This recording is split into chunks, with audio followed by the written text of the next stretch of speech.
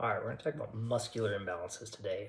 This primarily is rooted in Vladimir Yanda's work and Ron Haruska's work at the Posture Restoration Institute. These are really important concepts in that we'll talk in a later session about asymmetries. It's these muscular imbalances that often are the cause of those very asymmetries. So let's talk about Yanda first. He coined the terms upper and lower cross syndrome. And you can see here in the diagram, you've got two X's, one centered about the shoulder and one centered about the hip. The one centered about the shoulder has a red X depicting the upper traps, the lats, and the pecs that all tend to pull our shoulders down and forward. The green line here, part of the X, depicts the anterior neck muscles, the low trap, all the muscles that pull us back here and pull that chin back to a tall position rather than letting us be in that slouch position. Conversely, the X around the hip, the red line represents your low back, which is tight and pulls that pelvis forward. This is the back, and this is the front. Pulls that pelvis up in the back, or tips it forward,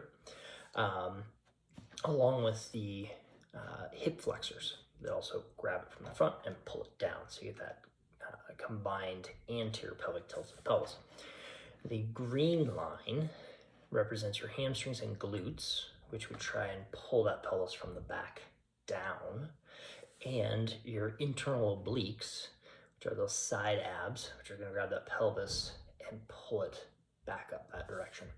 So Vladimir Yanda discussed how the red line on the X's tends to overpower the green line, and therefore our focus of corrective exercises, stretching, mobility, stuff like that, needs to focus on creating a better balance in those two X's so we have better, more efficient posture.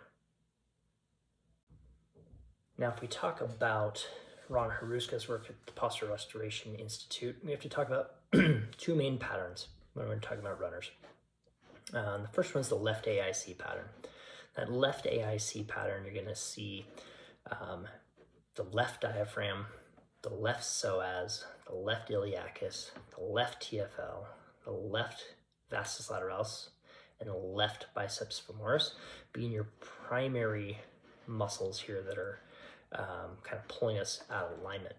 We also could argue some of these other accessory muscles here, the right adductor magnus, the left quadratus lumborum, the left lat, bilateral upper traps, the bilateral anterior neck, the left pec. All of those muscles are going to contribute to the twists that go up the system.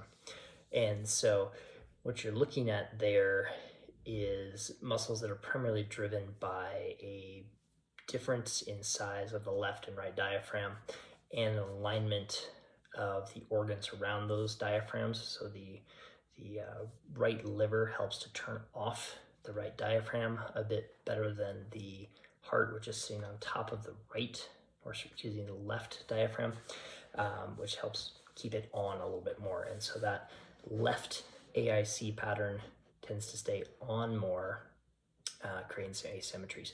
There is a right AIC pattern. It's just the less dominant of the left and right patterns. So exactly the same muscles, but on the other side, they just don't fire and stay on as well as the left side. And that, again, has to do more with the breathing patterns. If we go down to the PEC pattern from the Posture Restoration Institute, think all the muscles for a very military posture, holding those both rib cages up, the pelvis is forward, very flat back, anterior pelvic tilt. And so you're looking there at your both upper traps, both anterior neck muscles, both temporalis muscles, both pec muscles, both lats, your paraspinals on both sides, your rectus abdominis. That six pack gets too overactive and actually helps keep that back on. Both sets of hip flexors, both sets of calves, and all those things just pull those muscles forward for the pelvis, pull the rib cage forward and up on the top, and result in some asymmetries that we'll talk about later when it comes to running. All right, so let's talk about some of the consequences here. So if we have muscular imbalance, the two big issues here is we get slower and we increase risk of injury. So we get slower because we're not using the optimal muscle for the job. So the secondary or compensatory muscle has to take over. It's not designed to do that job as well, therefore it's more likely to be injured. On the speed side, same concept. You're not using the most optimal muscle for the job. Therefore, the muscle that would be best at propelling you down the road is now not the muscle being used. And we got to use a secondary muscle that's biomechanically is in a worse position to do the job. So basically, from a performance and injury reduction standpoint, we need to make sure we have as much muscular balance as we can in the system, and that takes some exercises that don't always look traditional in that they have to be imbalanced, right? So we're always thinking about a balanced strength program.